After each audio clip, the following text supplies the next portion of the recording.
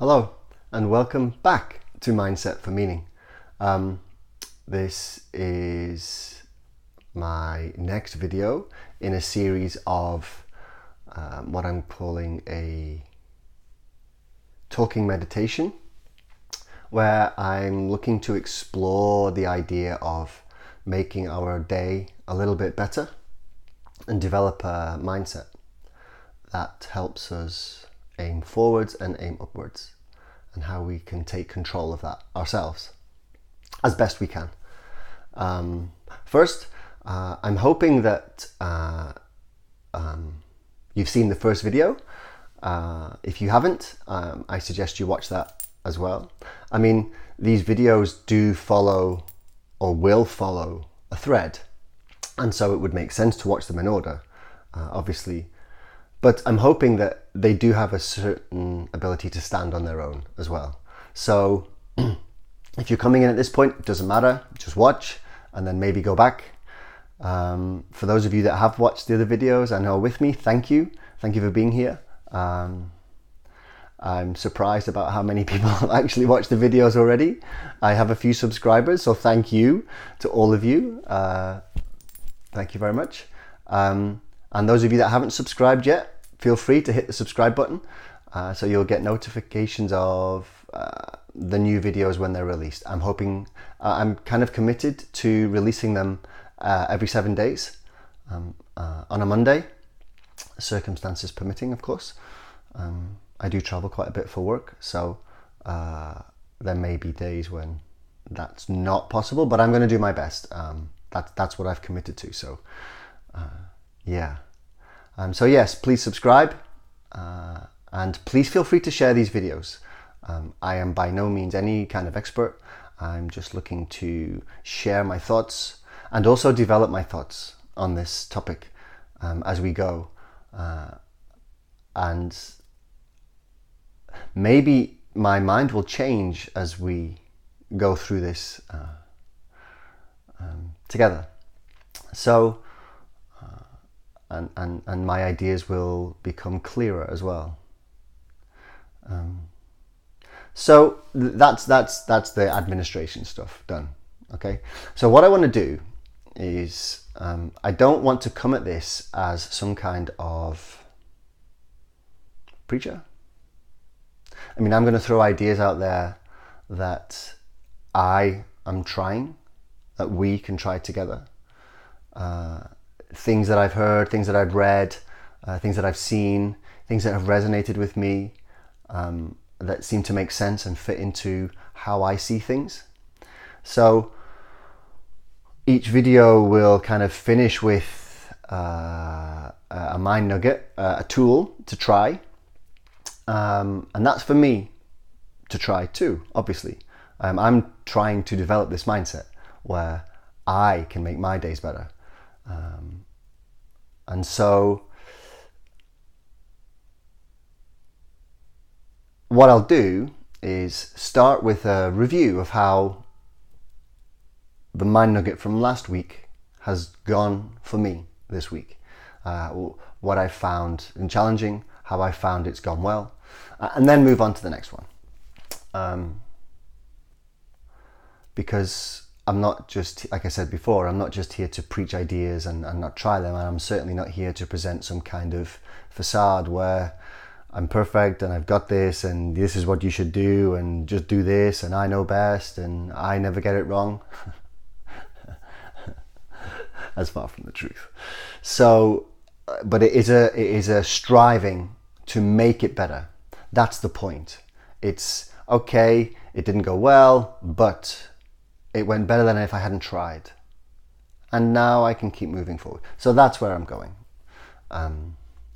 So for me to apply the theme from last week, which was wanting the best for myself, and not just in the moment, but my future self as well. And wanting the best for the best parts of me, and also the same for others, those around me that I come into contact with on a daily basis. And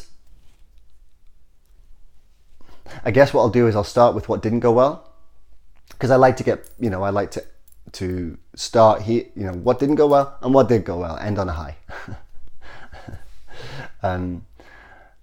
So my biggest challenge with wanting the best in general, just in broad terms this week, has been when I'm kind of lost in thought a little bit, and I'm not really, the word is often used as present, but I'm not just in the moment, so to speak. I'm kind of lost in a thought. I'm in my old ways of thinking, and I'm a little bit distracted.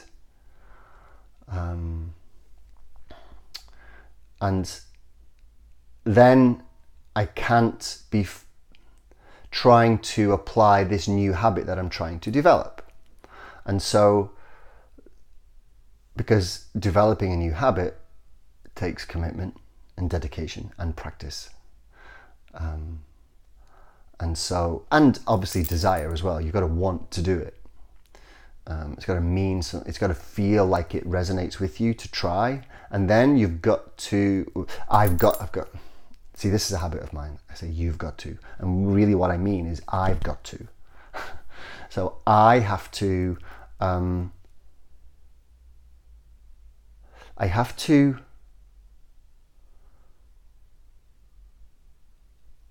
obviously have something that resonates with me, but then I have to want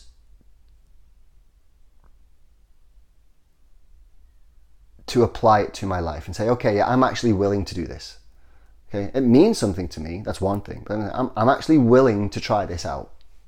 Say, okay, and then it's developing the habit, and habits take a long time. I've been around for a while, as you can tell, from as it's often described, my salt and pepper hair with a slight reddish tinge. That's my Celtic blood. So habits take a while, and particularly if you're trying to bring in a new habit on top of old habits. And my old habits, when I got frustrated, would be through expectation. So the classic thing for me that always drives me insane is when I hold the door open for someone. I hold the door open for you, and I don't want a fanfare, I don't want cartwheels, I don't want a card and balloons, but a simple acknowledgement that I have made your day a bit easier, or I've been polite towards you, is what I expected. And when it wasn't, I would always have this sarky, oh, you're welcome. So, and that's because as much as I'm doing it, I'm genuinely doing it out of a place of goodwill. There's also this tinge of expectation. I'm doing it, but I expect you to be thankful and show me that you're thankful. That's my old habit. So this week, I've been using that as an opportunity to practice my new skill. So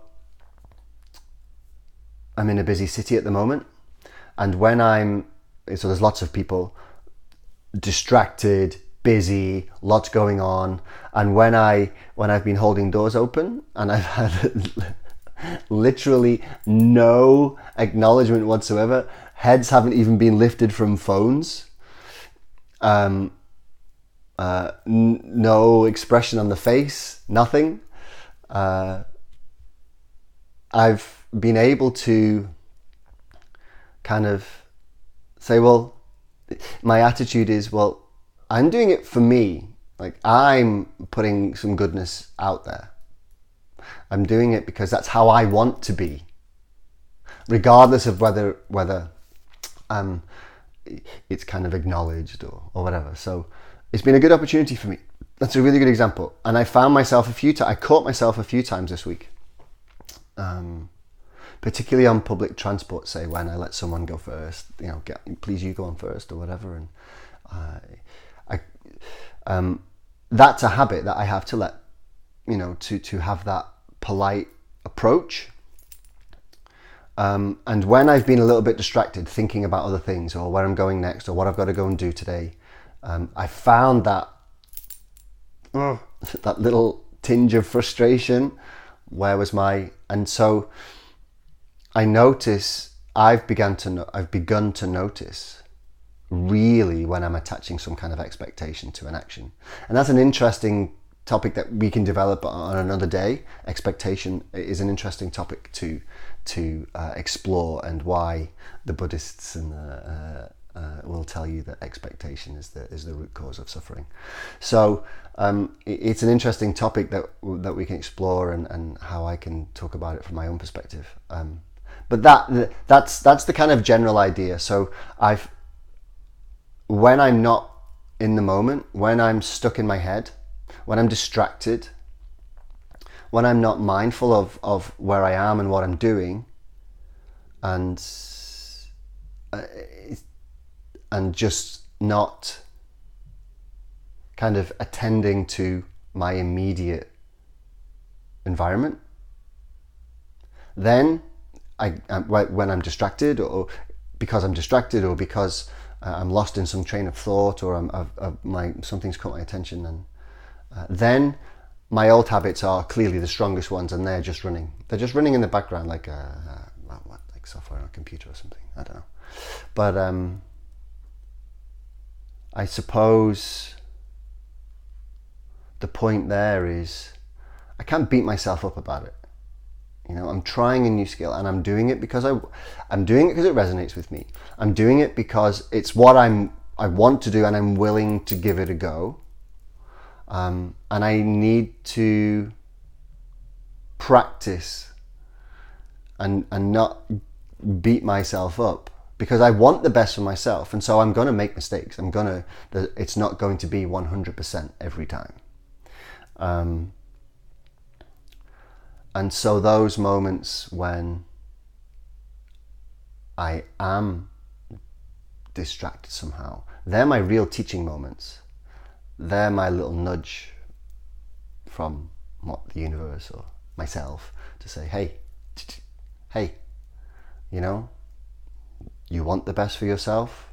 These are the moments when you've got to really apply what you're trying to apply. So yeah, in general, my challenge is always when I'm distracted by something and I'm not attending to my immediate surroundings. And then something slightly more challenging for me is when I feel, it's an important phrase, when I feel like I'm being unduly criticized, attacked. These words sound quite severe, like attacked, or when I see a situation, whatever that might be, it could be something someone said, the way someone looked at me, this presents itself to me and I interpret that. My perception says, this is a threat on some level. When you're threatened, you become prey. Your fight or flight system is activated, cortisol starts to rush through your system, you get this perceptual narrowing that I kind of mentioned a little bit last week. But that depends on the severity of what's happening. But in general, these situations that I perceive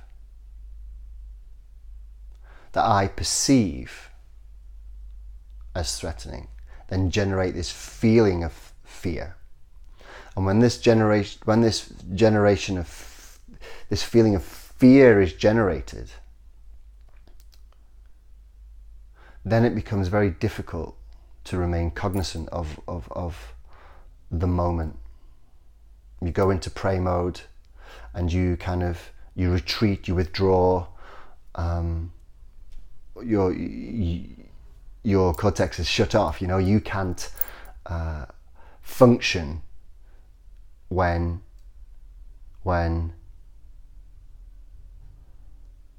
your deep systems in your brain. I'm not going to flood these talks with jargon.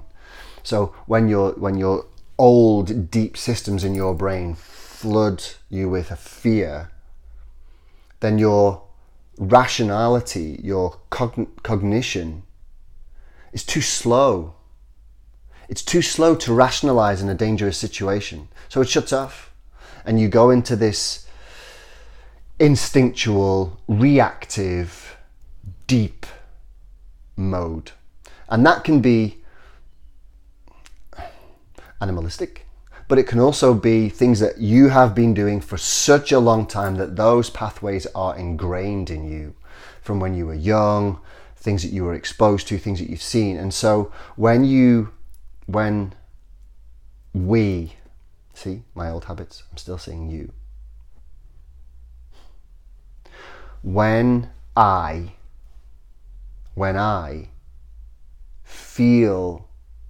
perceive that something has been a threat, I perceive something as threatening, and I can catch it in time to reframe and say, hang on a minute, is this really a threat?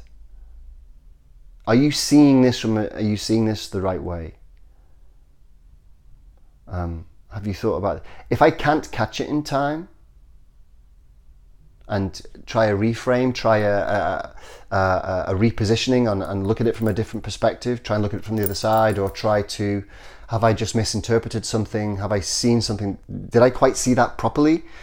If I can't catch it in time, and then the feeling of fear grows, then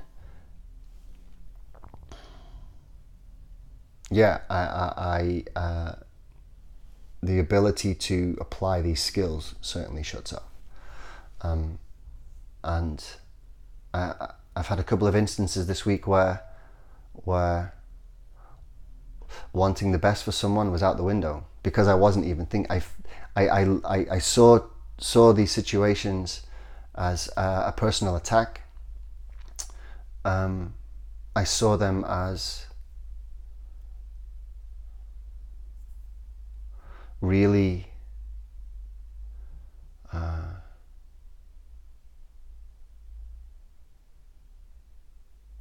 I saw them almost as situations that made me feel small.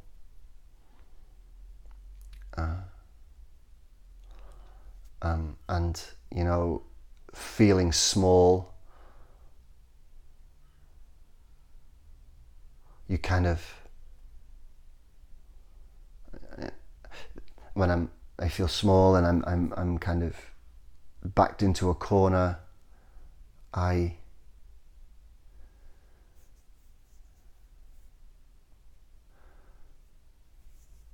withdraw and just shut down. And if it continues, then my fire ignites, and I, like any wounded animal, I fight back. And then all kind of control is lost, So, and in those moments, wanting the best for myself is out the window. There's such a narrow perception of what's happening. There's not even a perception of what's happening. It's almost like an autopilot. It's almost just like this defense mechanism has been initiated and it just runs. And it's not like an out of body where I'm watching it. It's just, I'm not there in those moments. Or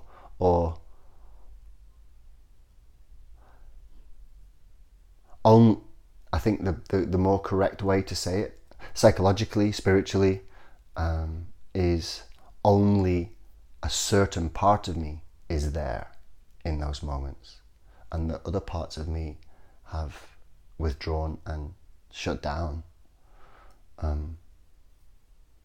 and there's certainly no ability there to want the best for myself. And so the way to take that is, when I look forward, I want to catch those as well, and learn to reframe moments and learn to catch my thought processes early enough to stay in that moment and almost stay balanced, maintain a level of equanimity, and not to allow my feelings to grow so quickly that they generate emotions, and that generates such strong emotions, and once those strong emotions are generated, then they flood the brain. And so reframing will be a topic that I'm hoping to have a discussion about a bit later on. I mean, I'm looking at the counter. I've already been babbling on for 20 minutes and I'm still talking about last week. And I haven't even gotten to the good yet. So yeah, I mean, it's a challenge. But what I haven't done is beat myself up. Obviously I've reflected. Obviously there are things that I mishandled. Obviously there are things that I can see where the teaching point is after a certain amount of time. And that's all I can hope for, is to learn from where things don't go so well. Where it's gone well, also out in public. So yeah, just on public transport, almost doing these things without any expectation feels light. In restaurants and cafes, just having a genuine conversation with the people you come into contact with, showing a genuine interest in them, not trying to start a 3-hour conversation, but just showing a genuine interest, being genuinely civil. Particularly in a big city, you notice that that is becoming rarer. But also I'm in a city where I'm in a city in Poland at the moment, and so I'm a foreigner, and so obviously they treat foreigners very well here, and so that helps. But yeah, just in general, I found that this attitude of just wanting to try and make someone else's day a little bit better makes my day a little bit better too. When you get a smile, or a thank you, or you just strike up a random conversation with the guy I spoke to on the helpline with the local telecommunications company. He started telling me about his time in England, and he loved it. And look, these things are, when you're open to them, and it puts a smile on your face, and his day was just that. No matter, I don't know how his day was going, but that interaction was a positive in his day for sure, and it was a positive in mine too. And also I've been noticing that I'm being really much less self-critical, and more inquisitive.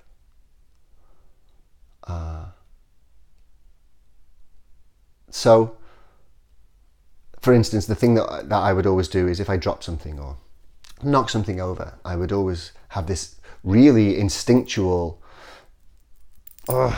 reaction to that. And that hasn't gone, but I've noticed I don't always do it now. And when I feel it, or when I do it, I stop and I laugh and I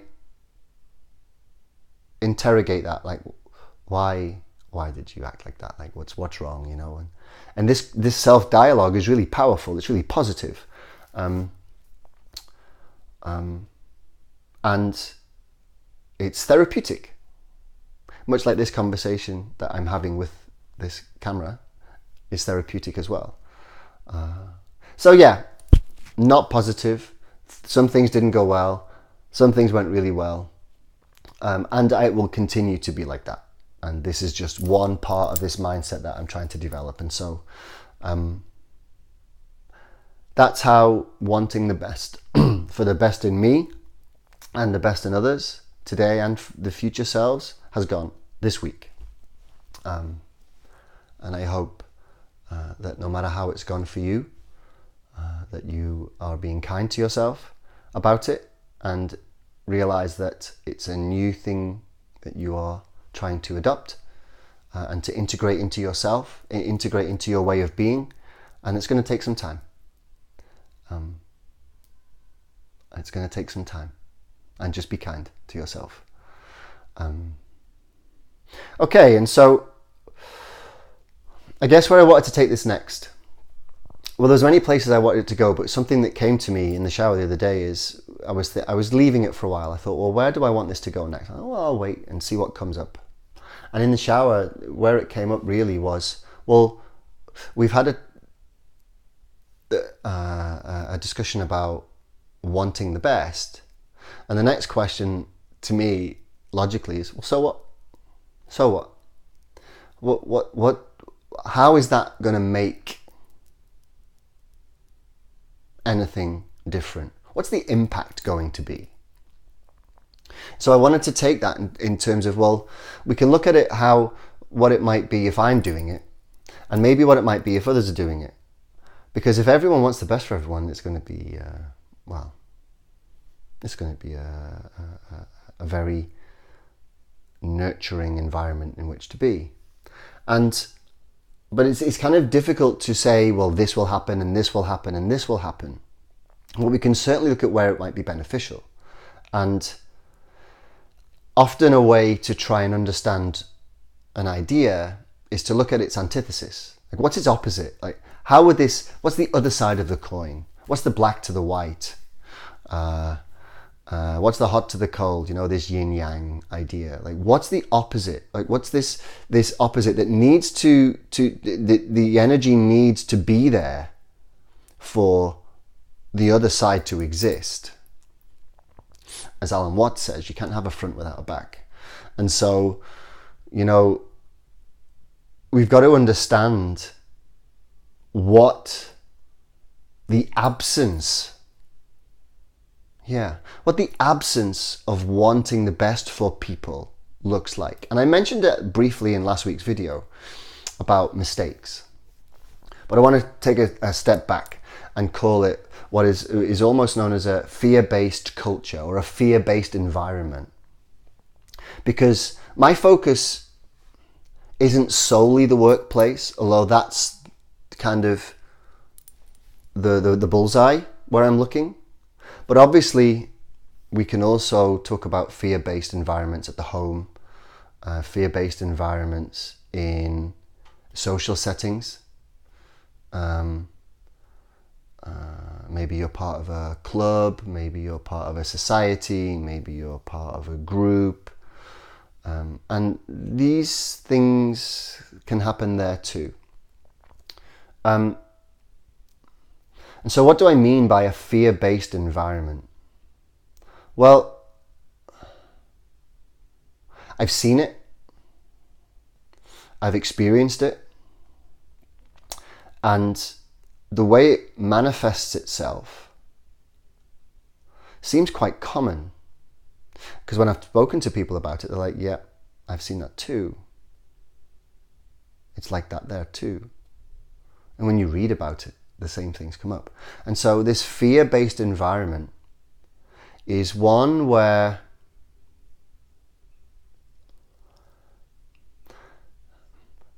there's an absence of wanting the best. So how does that look? Well, it looks like, for example, most people aren't making mistakes every minute of every day for a week.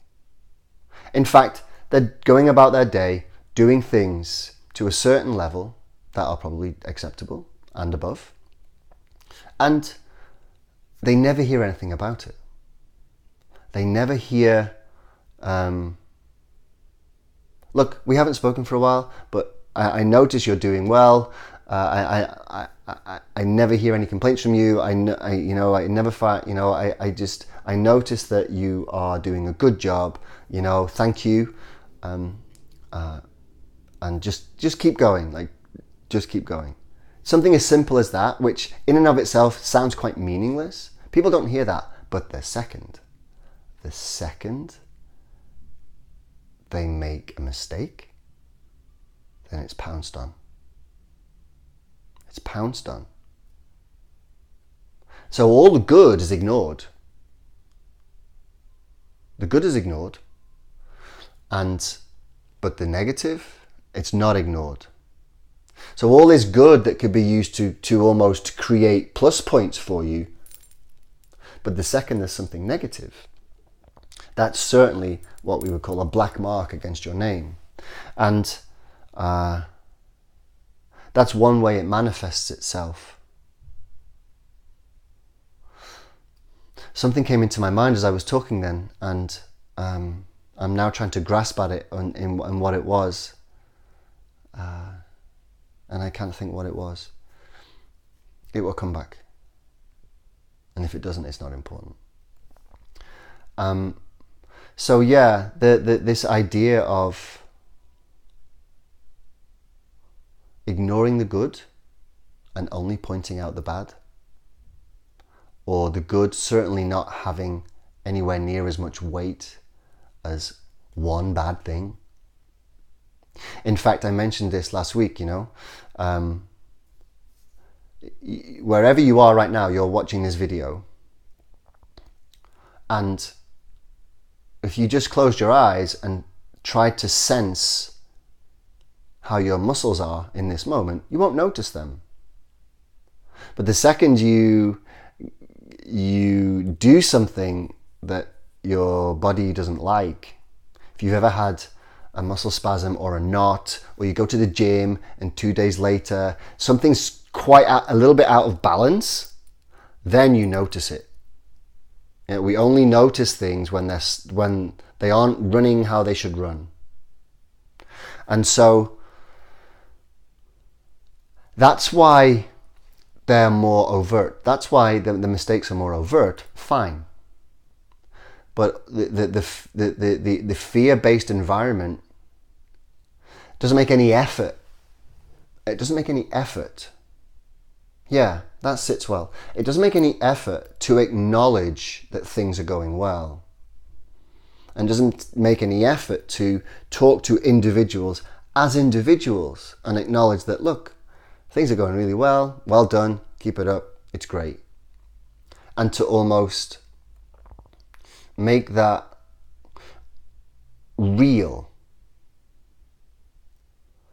And so all of the good is ignored until something bad happens, a mistake. I say something bad, but I mean a mistake. Till an error is made. You make a mistake on a report, or you break something at home, or you say something that doesn't really sit well with other people. And people are quick to pounce. So people are, in such environments, there's this real resistance to making a mistake and just focusing on your own thing. I've got to do this, I'm just going to get on with my day. And when someone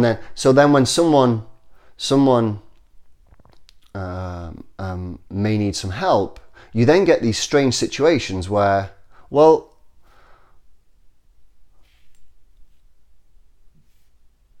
I can't help you, because if I help you, then I'm taking time away from mine, and if I don't do this on time, I'm going to get punished.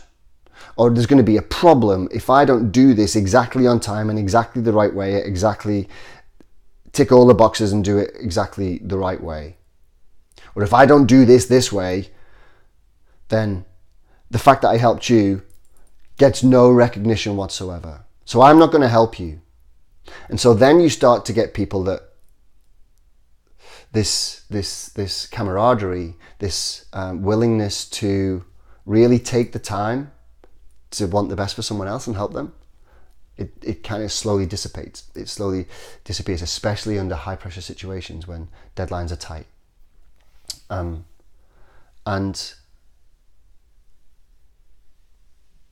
or you'll be in situations where someone will not only know that you've made a mistake, they will then make sure other people know that you made a mistake.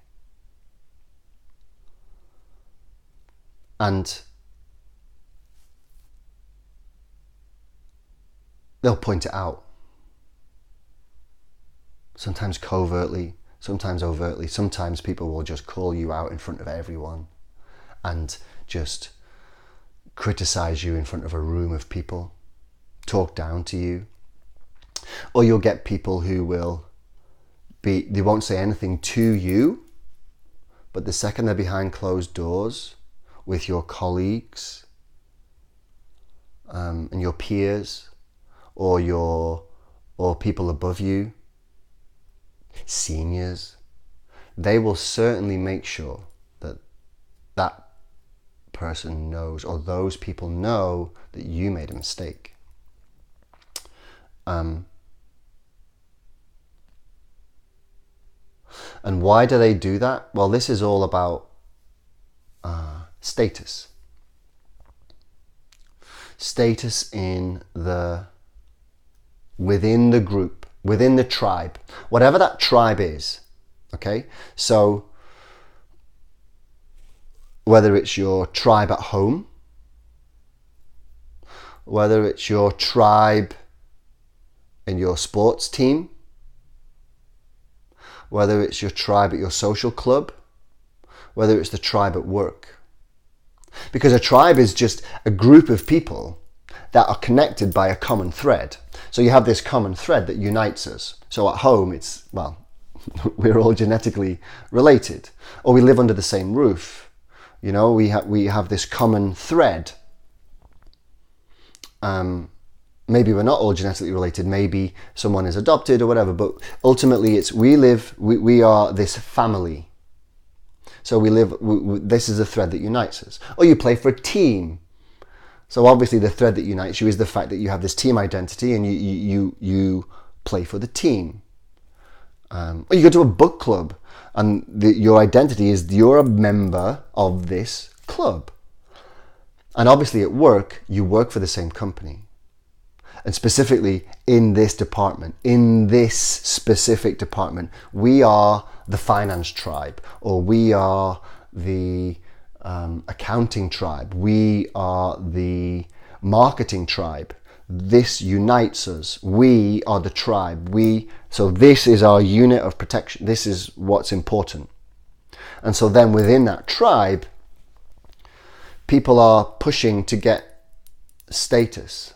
And there's a whole host of theories about why status is important and how men approach this situation, how women approach this situation, and how your genes affect it, and how evolution has affected this status concept. And there are far more experienced people out there and far more educated people out there to talk about this than I am. However, it's basically a status game. People are playing a status game. Because the higher in status you are, the more important you are. The more important you are, the less disposable you are. And why is being disposable or not important? Well, if you feel that your role in the tribe is at threat, so at work, if you feel like you could be fired at any moment, or if at home you feel like love could be withdrawn at any moment, you could just be cut off, or at the team, you could just be ostracized from the group.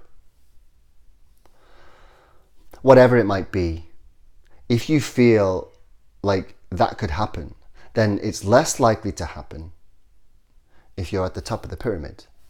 It's less likely to happen if you are the person who is more dominant. So if you're more dominant, You're not at the bottom. And this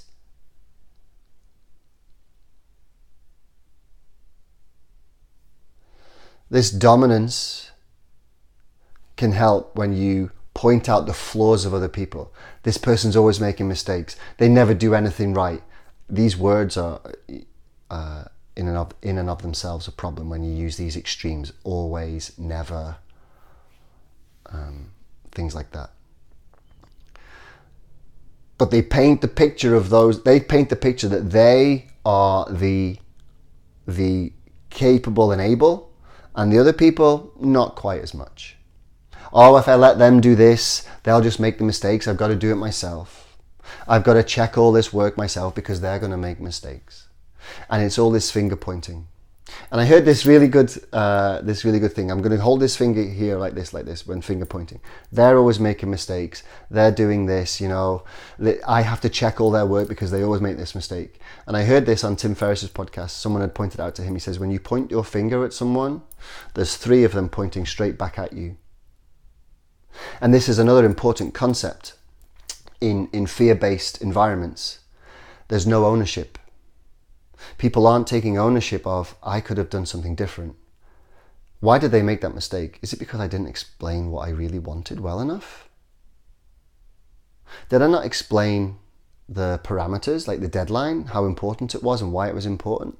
Did I not explain how I really wanted it done? Did I not explain the process well enough? There's none of that, because that requires taking ownership. And to take ownership of mistakes means you're under the spotlight. And if you've got a fear-based environment and you're under the spotlight, then you could be out. So, okay, and I could talk like this for hours about how these features manifest themselves, but you get the idea. It's basically, I'm going to stamp on you, so I'm above you. That's basically what it's about. And you see that all over the place with criticism and gossip and dragging people, trying to drag people down to climb above them. But where does it come from is the interesting question. Where does that environment, how does such an environment develop? Like, how does that even get to a point of being? Because you've got this, you would have this environment of everyone wants the best for everyone, and this one where no one wants the best for anyone, and it's, I'm going to look after myself. You've got these 2 extremes, and in between you've got this continuum from one extreme to the other. Now, there's no workplace, I would imagine, on earth that never has any criticism. Okay, as much as it might be a positive, nurturing environment, there will be some. And there's no place on earth that I can imagine will be completely devoid of anything nurturing or positive. And so this then introduces this concept, well, day to day, but generally this group tends to sit more nurturing. This group or this tribe, this environment tends to be more destructive, non-nurturing. And this introduces a very important concept of nuance. You'll see all sorts of things in the media and in the news at the moment. There's so many different things going on where nuance is removed. It's either this or it's this. And once I know it's this or this, I can then pick it up because I know exactly what it is, and I can use it as a tool, as either something good or something to attack you with. You're either this or you're this. You're either with me or you're against me. Because there's no nuance. It's not like, well, sometimes it's like this. And once you remove that, then you've really got an issue. In fact, I remember hearing, I think it was Russell Brand talking to Sam Harris. I think it was Sam Harris. They were talking about something and he mentioned, forgive me, Russell, you're never going to watch this anyway. But something like, the removal of nuance is the beginning of tyranny. And that's true. Once you remove subtleties, once you say this person is always like this, or this person is always like this, or this is always like this, and you're like this, and if you're like this, you're not with me, or if you're like this, you're with me. And once you get that, it's the beginning of a tyranny. It's the beginning of this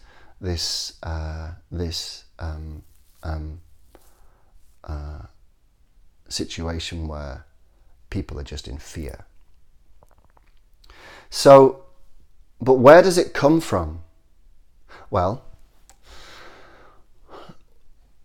when we trained as chartered accountants, one of the things we're taught to look at when we go to understand a business is, what's the tone at the top like? What's the tone from the top? And it's often spoken about in chartered accountancy terms in terms of ethics. You know, what's the tone from the top? Openness, transparency, legality, etc., etc. What's the tone that's disseminated from the top of the organization? Because all organizations have, most organizations have some kind of structure. It could be quite flat, or it could be very pointed. But usually there is someone somewhere at the top, or a group of people, or there's someone, and then as you get a bit lower down, it becomes a small group, a bit lower down, small group, then small group under here, and then it starts to spread out. Depends on the size of the organization, obviously. But it depends on the tone at the top. So what is the tone from the top? And this is where you can really start to understand an organization, or you can understand a group, or you can understand the home environment. So who are the people at the top of the tree?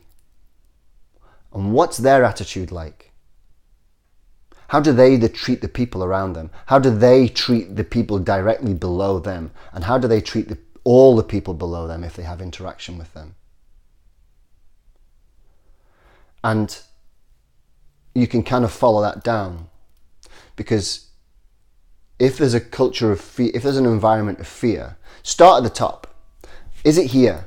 No, this person's great. Like they genuinely walk around with a smile on their face, and they're always positive, and they're always happy, and they do so much for their staff, and they want to train their staff, and etc., etc. Okay, it's not here. Next level down. Is it here? Where does it start and why? And it's often because at some point high up somewhere, the person at this level makes a person directly below them fearful. It's very easy to think, my boss always chews me out, always criticizes, always picks a mistake. They never tell me anything good. You know, they're always at me and always criticizing me, and just, I can't even abide getting out of bed to go to work. And that's not great. In fact, that's awful. But the beginning of empathy starts when you switch perspective. Because what you may not be aware of, and what is probably happening, is that boss of yours is facing the most critical vitriol. They're almost being castigated every day by maybe the owner of the company, by maybe the one of the chiefs of the company,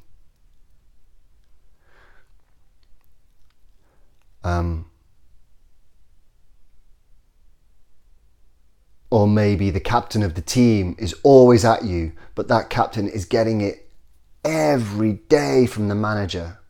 And why is the manager doing it? Because they're getting it every day and so this is why it's good to follow the chain. You can start at the bottom and work your way up and say, well, where does this start? Or you can analyze from the top and say, well, is it here? No. Does it start here? Yes. Because it kind of follows. And something just jumped into my mind. I remember watching there's a program, How I Met Your Mother, and I haven't seen them all by any stretch, but one of them is about where Barney explains the shouting circle, about the CEO who gets shouted at by his kid on the way to school, and so he then shouts down, da, da, da, da, da, and it follows, and it just goes in this loop. Because And that is quite a nice way to reframe and understand that it's a possibility that your boss is the start of the problem, that the people above them are great.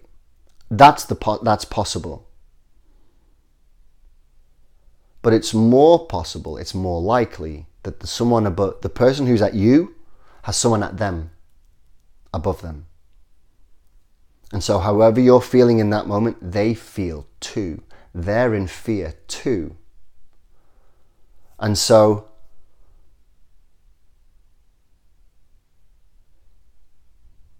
as much as you feel it and it really affects you, we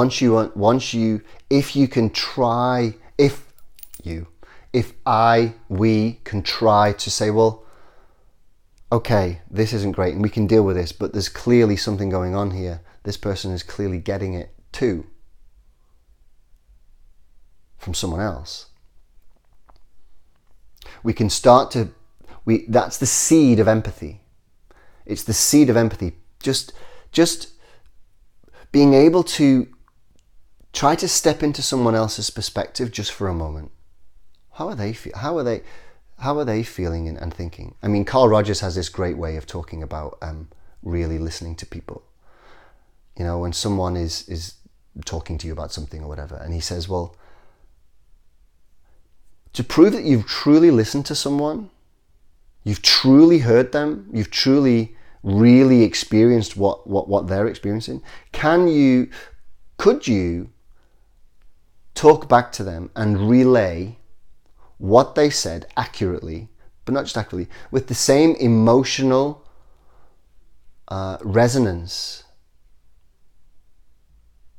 so much that they would say, yes, that's exactly where I was, or maybe even better.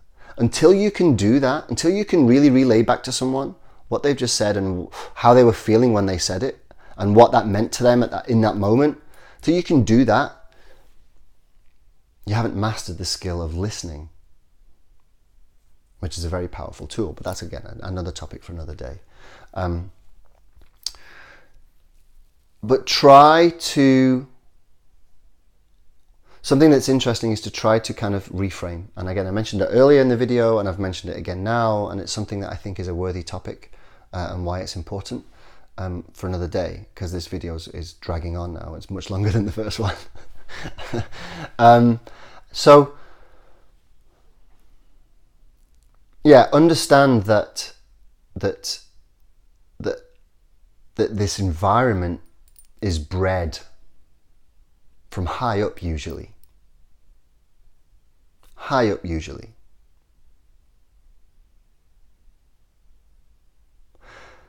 And so that's what it looks like. That's how it is. That's the absence of wanting the best for people. And so the obvious thought is, well, if it's bred from high up, what can I do?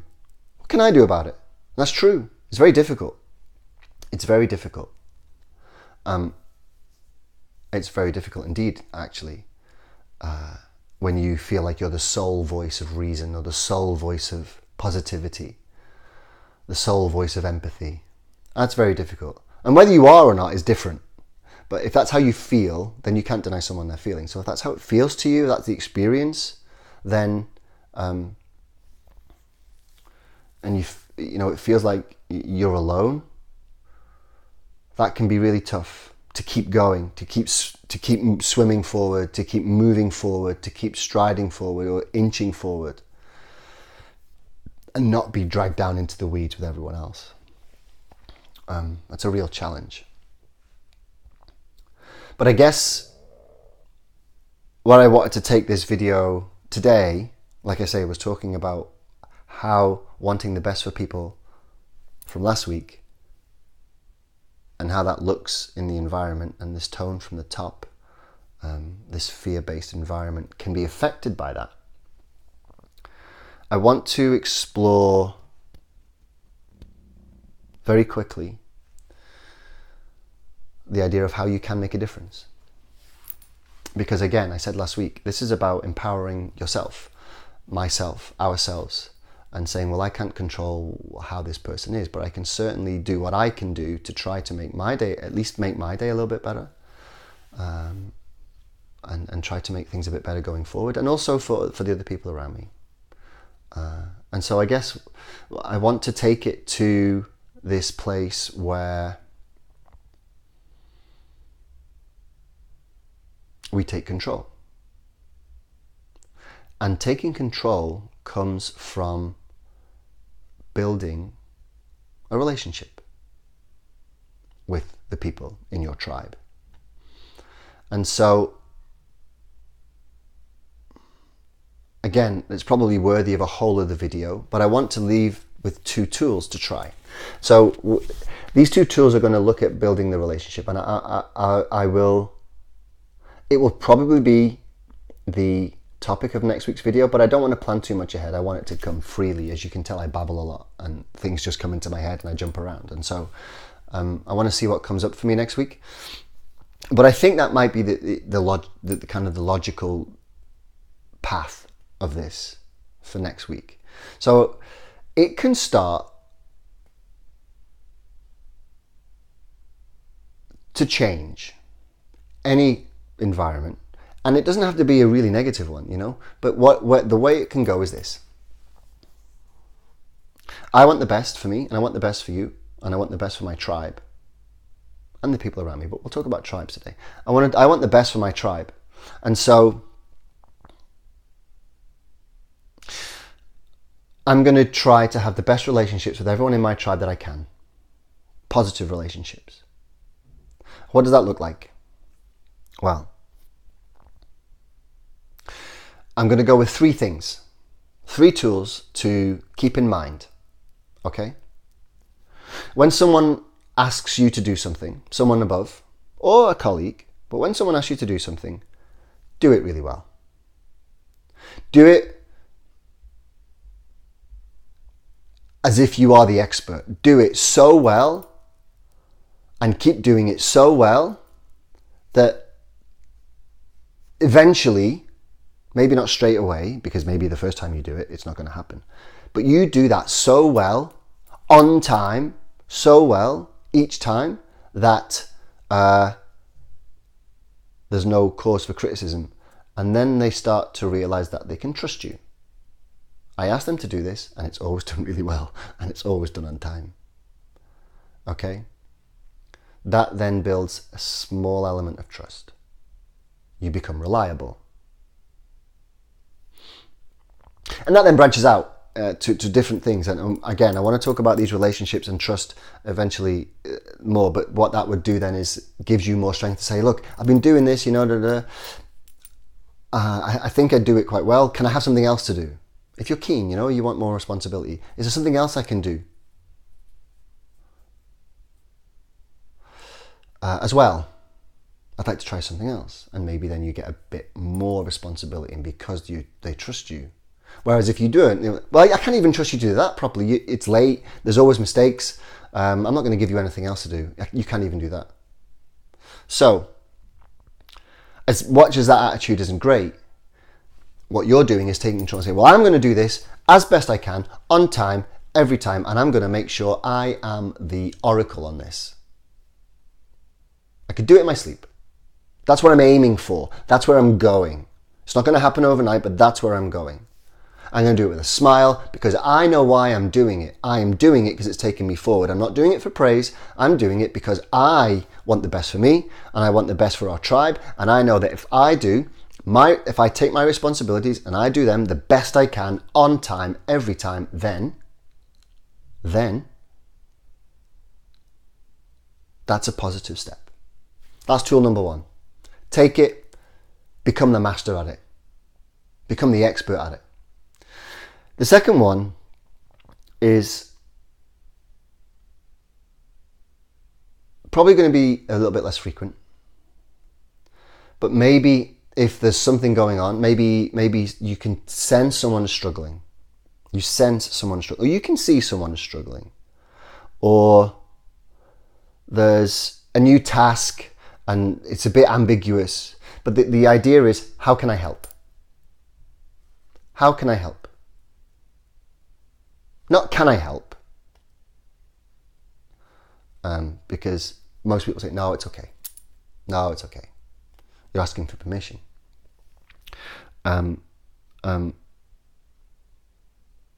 Not, do you want any help? Most people say no. Or there's a new task that comes up in this group and it's like, well, I want to do this. It's not really that. It's more about, hey, look, I see this is happening. Maybe I'm wrong, but that's how it looks. So say someone is struggling with someone, you could say, look, it seems to me you might be struggling a little bit. I don't know what it is. How can I help? And maybe that person will say, I just need some peace. It's too noisy in here. I can't concentrate. I don't feel well. Or I just don't understand how to do this, or I keep making this mistake, or I can't figure this bit out. And maybe someone just needs someone to listen. They just want to talk to you, and then they can get on with it. It doesn't mean that you have to take the thing off them and kind of rob them of their independence and their ownership and take it from them. Doesn't mean that. They might just need to talk. Might just want to vent something. So, how can I help is a nice phrase to have at hand to want the best. And so maybe there's a new task. Look, we've got this project and say, look, how can I help? What role can I play?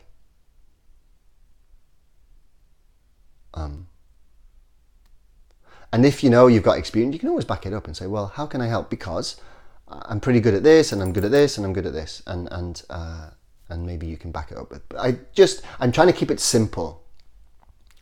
So, how can I help? So the first one, become the master. Become so good at it you could do it in your sleep. 2, how can I help? And the third one often is when you are asked to do something you don't like, something in a way you don't agree with, something you don't agree with, something you would do completely differently yourself, because you may know better or you think you know better. They're two very different things. But you understand the idea that when something happens that you don't really think it should happen that way, and you can do this with colleagues, you can do this with your superiors, or you can do this in your family, you can do this in your teams. Look, and here's the phrase. Help me understand. So when something happens like that, say, hey, look, I noticed that you wanted this done this way, or you wanted it to happen like this. I thought that, and then you can say, I had in my head that it would happen like this. Can you help me understand why it's beneficial to do it like this? Because what you're doing is you're saying, look, I want to know why I'm keen to understand. And it's not fake. You're not just saying this to help me understand and then help me understand, because maybe they know something you don't. Maybe they really know something that you don't. Maybe they have a different perspective that you don't have. Maybe they have more information than you have. Particularly if they're above you, they might have more information than you have. And so, can you help me understand why you want it like this, or why this has to be done by tonight, or why can't it, can you help me understand why this can't wait till tomorrow, or can you help me understand why you want it set out like this when I would have done like this? Like, can you just help me understand that? And you've got to be open to the answer, because maybe they'll say, because that's what I want. Okay, fine. And then you do it, right? So you're not trying to change their mind. You're saying, okay, fine. What's good if you can say, well, hey, I noticed you asked me to do this, or you want me to do this. like this, or you want me to do this thing. And I thought it would go like this for this reason. Can you help me understand why you want it to go like this? And maybe you're showing you've got a little bit of independent thought, that you do understand what you're talking about, but you're not saying, I want to do it my way. You're saying, I thought I might have done it like this, but please help me understand why you want it to go like this. And then you do it their way. Unless you think it's going to lead to an absolute disaster, you could maybe say, but in my head, when you tell me that, it sounds like this might happen. Am I being naive? And you can maybe open a conversation, and that's where you've got to be in the moment. And it's very difficult to talk like this in a video and cover all these situations. And maybe a conversation starts, and maybe the two of you have a conversation where you had your perspective and they had their perspective, and they told you to do like this, and you said, well, what about this? And they said, no, do this. And you said, well, hang on, this might happen. And then out of it comes a slightly different way, which is a growth of the two ideas into something new. And it's probably still more like their way, but maybe it incorporates a little bit of your ideas because you pointed out something valuable. And you're being truthful in the moment too. Anyway, look, this video has been really long, and I wanted to talk about the environment of fear, and how that looks, and how we can take what we talked about last week, wanting the best, bring it into this week, and how we can start to influence the environment around us from here, from our own control, but to be genuine as well. And say, okay, so there's three things, the three mind nuggets for today, the three things that when those opportunities arise, you grasp them. We will grasp them. I will grasp it. You will grasp it. We will grasp them. I will grasp them. You will grasp them. We will grasp them. There's three of them. So, 1, master it. Whatever it is, do it so well that you are the expert at it. Or you're striving, it's more correct to say, you're striving to be the expert at it, and it is always done meticulously well and on time. 2, how can I help? 3, can you help me understand? Those three things are the mind nuggets for today and for this week, to see if we can start to slowly grow a small seed of building relationships with our tribes, the people around us. Try them, see how they go, be kind to yourself, and I will see you in 7 days, and we'll pick up and I'll have a review of how these have gone for me this week, and yeah, keep wanting the best for yourself, the best in yourself. Keep wanting the best for the best in those around you, and look at building positive relationships in your tribes. And good luck. It's been great to talk to you, and I will see you again in 7 days. Take care, guys. Bye bye.